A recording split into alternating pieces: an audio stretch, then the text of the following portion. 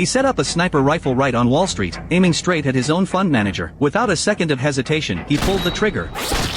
Then he shifted his angle, locking onto the white-collar executives watching from their office windows. One shot, one kill, he didn't flinch. To him, these so-called elites were nothing but monsters who devour people alive. And it was them who drove him into complete ruin. His name was Lincoln, a former soldier. His gentle, beautiful wife was pregnant when doctors found out she had a malignant tumor. The treatment required a fortune. For the sake of the woman he loved, Lincoln didn't even think twice before agreeing to the plan, since he had bought her medical insurance. But when he went to pay, he was told their coverage had already hit the limit. He questioned the salesman about this so-called limit, only to be shown a tiny line of fine print buried in the contract. That's when Lincoln realized he'd been scammed. His wife cried under the blanket, blaming herself for being a burden. Lincoln rushed to comfort her, telling her not to worry, he still had a $100,000 veteran's pension. To earn a little interest, he had invested it in a financial product. He immediately set up a meeting with his fund manager. But the moment they sat down, the guy dropped a bombshell. The so-called high-return fund had been completely wiped out. Not only that, Lincoln somehow owed the bank another $80,000. That's when he realized he'd been scammed again. Refusing to accept defeat, he found a financial lawyer who promised to help him recover his money. But after paying the hefty lawyer's fee, Lincoln was told he'd never see his principal again. The best they could do was try to erase the $80,000 debt. Another scam. Things only got worse. Their mortgage doubled overnight because of rising interest rates, and the bank was preparing to seize their home. Desperate, Lincoln tried to keep things afloat by going back to work. The paycheck wasn't much, but it was their only source of income. Yet the moment he got to the office, he was fired, because the bank had called his company about the debt. The cruelest blow came later. When Lincoln got home, he saw his wife's wedding ring placed on a note. A wave of dread hit him, and he ran to the bedroom. But it was already too late. Without timely treatment, his wife had passed away. Lincoln confronted those responsible, only to hear them insult the woman he loved most. His rage exploded. That's when he made his choice. He would take revenge, and speak for the powerless who had nowhere else to turn.